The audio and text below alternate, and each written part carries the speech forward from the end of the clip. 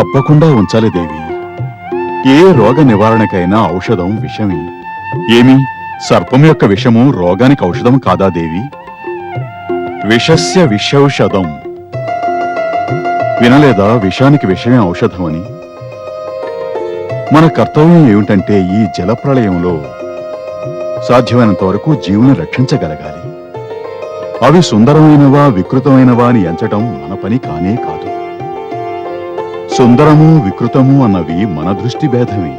అంటే తమ సందేశం సుఖమయ వస్తువులతో పాటు దుఃఖమయ వస్తువులను కూడా రక్షించాలనే కదా?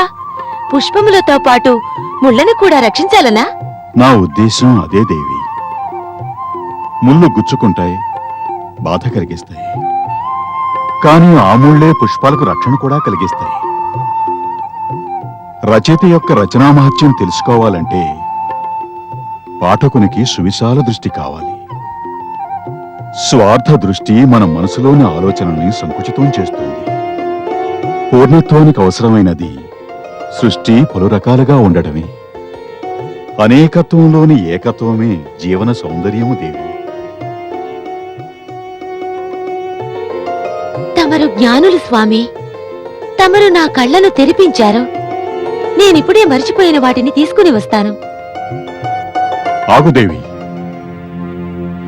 మరపు అనే పేరును గుర్తు చేసి నేను మర్చిపోయిన దాన్ని జ్ఞాపకం చేశావు. తమరు నౌకలో ఏదైనా ఉంచడం మరచారా స్వామి?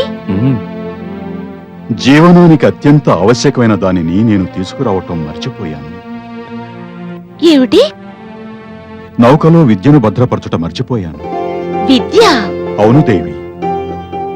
మనం మనతో విద్యను తీసుకువెళ్లకుంటే నవజీవులకు నవతరాలకు ఏం అందివ్వగలము? కానీ స్వామి, విద్యను నౌకలో ఎలా ఉంచగలము? విద్య శిక్షకుల ద్వారా లభిస్తుంది. సృష్టిలో సప్తమహర్షులను మించిన మహాశిక్షకులు ఎవరున్నారు? ఈ జలప్రళయంలో మనం రక్షించవలసిన అన్నిటికంటే విద్యను రక్షించటం అన్నిటికంటే ముఖ్యమైనది, ఆవశ్యకమైనది. అందుకే విద్యను రక్షించడం కోసం మనం ఈ నౌకలో సప్తమహర్షులను తీసుకువెళ్లి తీరాలి. వారిలో తమ సోదరులు కూడా ఉన్నారు.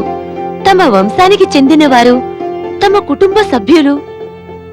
లేదు దేవి, నేను వారిని సోదరులుగా భావించి మాత్రం రక్షించడం లేదు.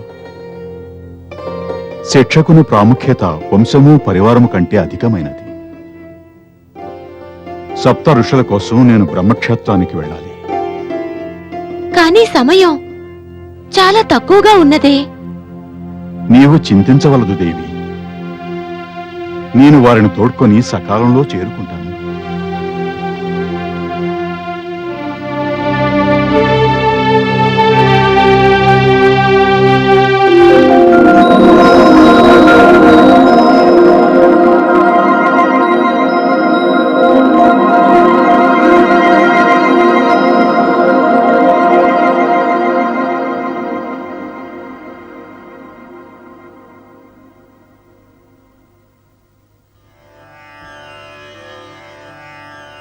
ప్రణామము.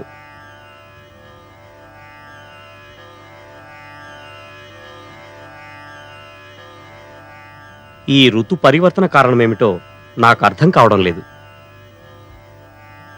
చూస్తుండగానే దృశ్యం మారిపోతున్నది. ఆకాశం రంగు పరివర్తన చెందుతున్నది. ఓ వశిష్ఠ మహర్షి, మన సోదరులందు తవరు ఖగోళ శాస్త్రంలో మహాజ్ఞానవేత్తలు కదా. ఈ విషయమేమిటో తమరే తేల్చి చెప్పగలరు. నా జ్ఞానము అనుభవాలు చెబుతున్నది ఏమిటంటే, ఏదో ఒక దుర్ఘటన జరగబోతున్నది. మహాజల ప్రళయం రాబోతున్నది. అదే గనుక జరిగితే సర్వధరిత్రి జలనిమజ్జన పోతుంది. అప్పుడు మనమేం చేయాలి? ధరిత్రి మీద విద్యా జ్ఞాన వ్యాప్తి కోసం మనం పంపబడ్డామే. మరిప్పుడు మనకే అంత్యకాలం సమీపించినదా? ప్రతి ఆరంభానికి ఒక అంతం నిశ్చయం. సాధుజనులెవరంటే, ఎవరైతే ఆరంభానికి నాందిగా అంత్యకాలానికి ఆనందంగా స్వాగతం పలుకుతారో వారే. మనం జన్మను పొందినప్పుడే దాని వెంట మృత్యువును వరించాం. అందువల్ల మనకు మృత్యువు జీవితములో భాగమే, వేరుపడి ఉండదు.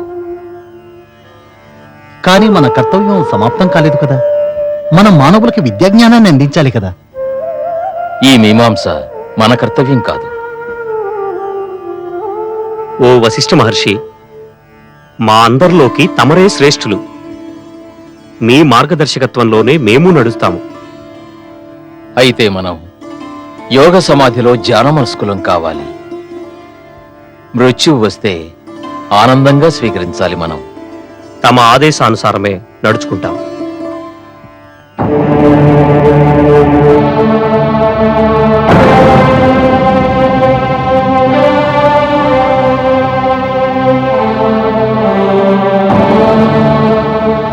హే మహాజ్ఞానులారా, తమ ధ్యానాన్ని వేడండి.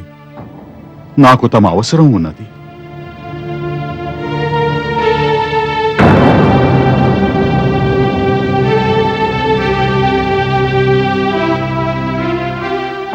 నేను బ్రహ్మపుత్రుడను, తమ అనుజుడను. లోక కళ్యాణం కోసం తమను తీసుకువెళ్లాలని వచ్చాను. ఈ జలప్రళయం తర్వాత జీవనం ఆరంభం అవుతుంది. తమరే గనక లేకపోతే మానవులు అంధకారంలో అలమటించవలసి వస్తుంది. ఋషిపొంగవులారా, తమరు సృష్టిలో అవతరించిన ఉద్దేశాన్ని పూర్తి చేయండి. మానవ జాతి కోసం, జీవనం కోసం ఇప్పుడు తమరు నా వెంట రావడం అనివార్యం. కనులు తెరవండి, సమయం చేజారిపోతూ ఉన్నది.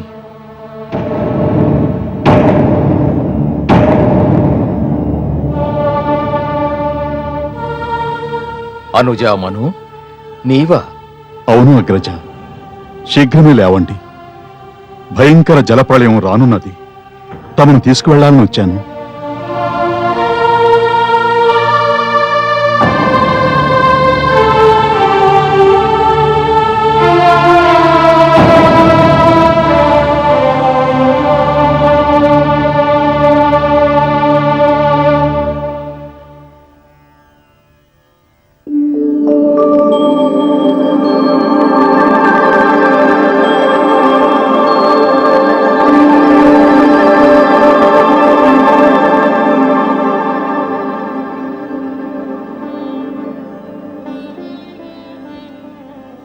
దేవి, ధరిత్రిపై జలప్రళయ సమయం ఆసన్నమైనది. తమ అనుమతితో ఒక మాట అడగాలనున్నది దేవా. తప్పకుండా అడుగు దేవి. ఈ జలప్రళయ నిర్ణయం అంత అనివార్యమైనదా దేవా? బ్రహ్మదేవుని సంకల్పం బహు ఉత్కృష్టం, మహోన్నతం, అతి పవిత్రం. ఆ లక్ష్యం నెరవేరడానికి ధరిత్రి ప్రక్షాళన అనివార్యం దేవి. కానీ ప్రభు, ఈ జలప్రళయంలో అంతా మునిగిపోతుంది కదా. దేవి, మేము త్రిమూర్తులం. బ్రహ్మ, విష్ణు మరియు నేను మా కార్యక్షేత్రములను దాటి మీ ముగ్గురము మరొకరి కార్యక్షేత్రములలో ప్రవేశించము. బ్రహ్మ ఒక కార్యాన్ని సంకల్పిస్తే నేను ఆ కార్యనిర్వహణకు వెళ్తాను. ఈ జలప్రళయములో ఏది మునుగుతుందో, రక్షింపబడుతుందో ఆ జ్ఞానం కేవలం విష్ణుమూర్తికే ఉన్నది. ఎందుకంటే అది తన కార్యక్షేత్రం. ప్రభు, మరి దీని పర్యవసానం ఏమిటి? దీని పర్యవసానం అంతా ప్రశాంతం అవుతుంది. కానీ దేవి, ఈ ప్రశ్న నీవడుగుతున్నావేమిటి? నీ సహకారంతోనే కదా నేను ఈ కార్యాన్ని చేయగలుగుతున్నాను. నాకేమీ అర్థం కావడం లేదు. నాకు నీవే ప్రేరణ. నీ శక్తితోనే కదా నేను ఈ కార్యం చేయగలుగుతున్నాను. నేనే విధంగా మీకు శక్తినివ్వగలను ప్రభు? నాలో సగమై కైలాసం ధన్యత చెందేలా అర్ధనారీశ్వర రూపం దాల్చని దేవి.